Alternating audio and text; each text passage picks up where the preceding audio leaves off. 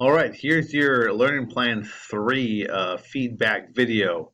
So a couple assignments you had was the mini tab worksheet, the value add versus non-value add, and the percent defect assignment, which you probably saw the announcement come through for that. So let's start with the mini tab one. Um, I really don't have much to offer there. I think everybody had it done correctly. Uh, that is just a scratch of the surface of Minitab, probably not even quite the surface. And that's just getting you used to the menus and the look, how the data kind of shows up, how to create some quick graphs. Uh, so everybody seemed to get through that just fine with the tire share price and entering the data on the Boston Terriers. And hopefully, what you've noticed was with one click, you can get the mean, standard deviation, max, range, and a plethora of other information uh, running the data one time versus that being a separate formula for each one in Excel or in other software. So that was a good start. There'll be two more of those mini tab sheets going through different aspects of it, creating things, usually with some specific instructions and data files to upload into it. All right, into the value add, non-value add, that not my company, where you took each step and you decided if it was value add or non-value add. Really, out of all those steps, the only one that's value add, without a doubt, is order produced. Packaging is the most questionable one after that. The rest of it's pretty much non-value add.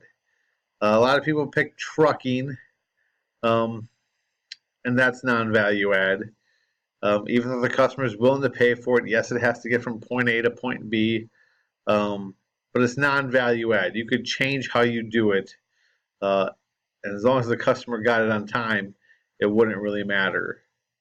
Everything else is just business decisions on how a company chooses to run their company.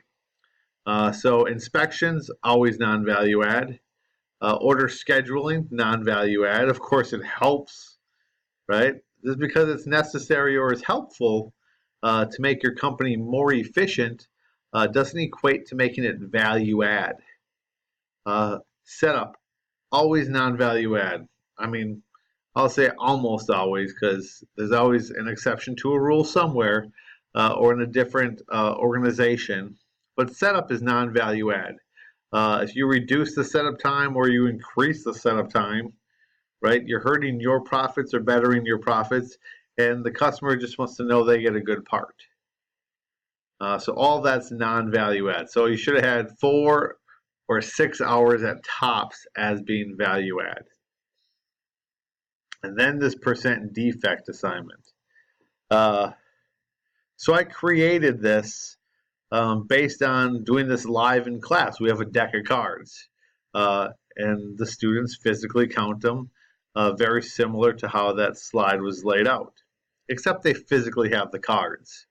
So as I kept seeing some different answers coming in, how they were rounded, the counts were a little different.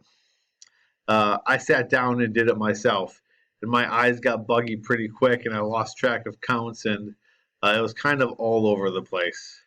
It's a lot on one slide. Some people did a really good job, and I can only imagine it was a lot of zooming in, zooming out, a lot of pencil and paper work. And the goal wasn't to make it that tough. The goal is to make sure you can apply the formulas to get the defective and defectives and the ppm number. So I didn't want to completely throw it out because some of you got it right. Everybody put time and effort into it. Even if it didn't come out perfect. So I didn't want to throw it out as a grade. So everybody got 4 to 6 points. But what I did is I recreated another one. So if you go into Learning Plan 4 this week, the Gauge R&R one, and there's also the exam and a NORFAB assignment, all worth some bigger points. there's now a card.defect extra credit. It's the redesign. So same basic principle. There's no suits.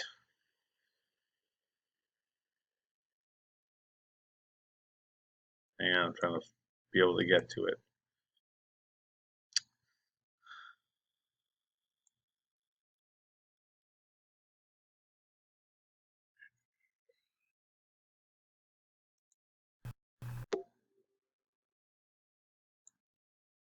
So here's what it looks like.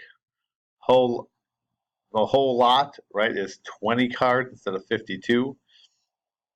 A little more of an even number. Still have the quadrants.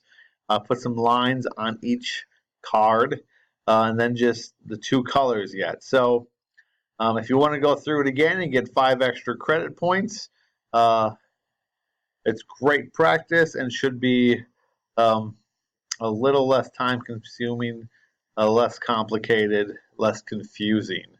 The number of questions I fielded from students asking what I meant by quadrants, I think was counted like 8 or 9. So I learn as I go too, and this is the new one. And again, it's worth a total of 5 points extra credit, 4 points for coming up with the right numbers, and then 1 point giving me some feedback on it. Right, that's a point of it. 20%.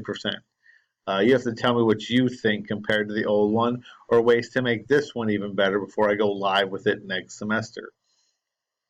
So thank you if you do that. So you'll be going on to, like I said, week 4, which is data collection R&R. So there's some bigger assignments. There's a Gauge R&R lab, which will take some time. The exam, which will take some time. And this quality cost NORFAB assignment, which is putting data into Minitab, which will take some time. Definitely watch this NORFAB advice video. All of those will take some time, and I'll have some larger point values where this 5 points might come in handy. Any questions, let me know. Thank you.